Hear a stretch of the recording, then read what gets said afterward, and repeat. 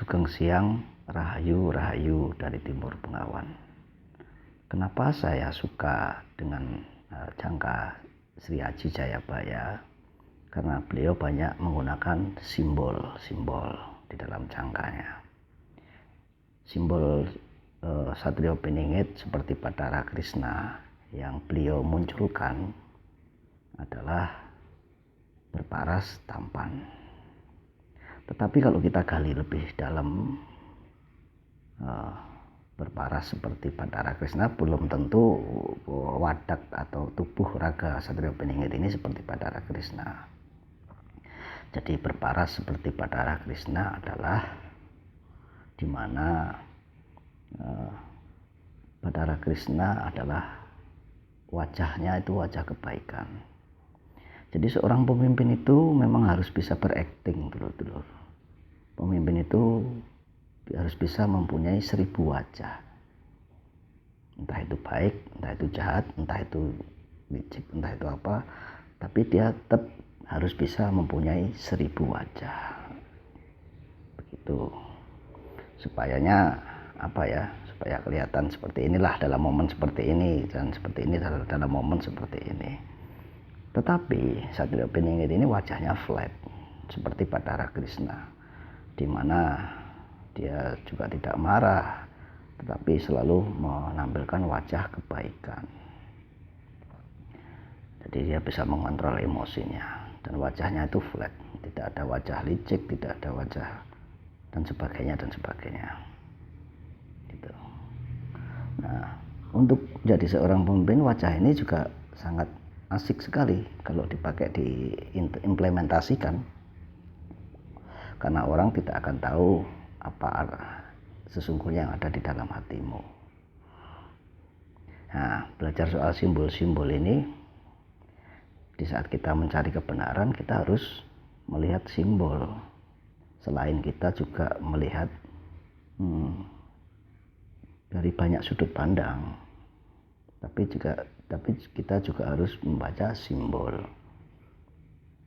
Siometika atau simbol-simbol ini bisa kita baca. Misalnya nih, kemarin waktu itu saya diajak teman saya, karena teman saya dapat telepon dari Jawa Timur. Teman saya ini juga orang yang penting dan orang keturunan leluhur yang hebat.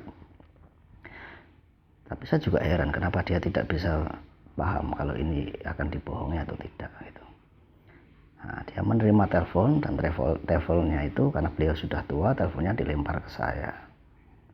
Saya angkat teleponnya. Dalam batin saya, oh, ini orang ini bohong. Tapi beliau, teman saya ini bilang ini tidak, ini benar. Karena beliau ini, teman saya ini sedang mencari pusaka yang hilang. Ya, Cupu Mane Astogino dan sebagainya.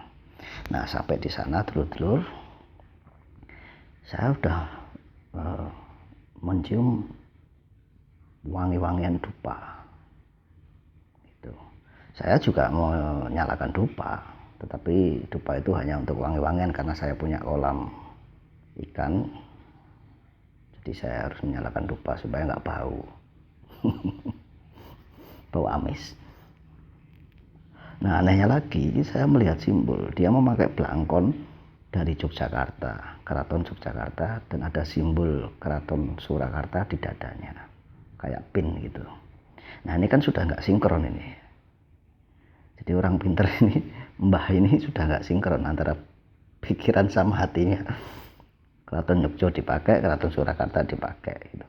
Dan tidak nasionalis ini yang mana ini yang dicintai ini, gitu kan. Mencela ini. Jadi disitulah kita itu membaca simbol atau siometika, dimana kalau ada orang mbah-mbah yang pinter itu yang masih memajang foto-foto misalnya leluhurnya Kanjeng Sunan atau siapa wali-wali, ya kita bisa melihat kenapa dia memasang simbol itu.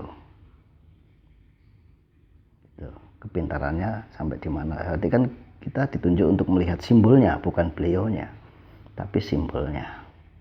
Jadi dulu hati-hati dalam mencari kebenaran, mencari sejati yang urip kang sejati.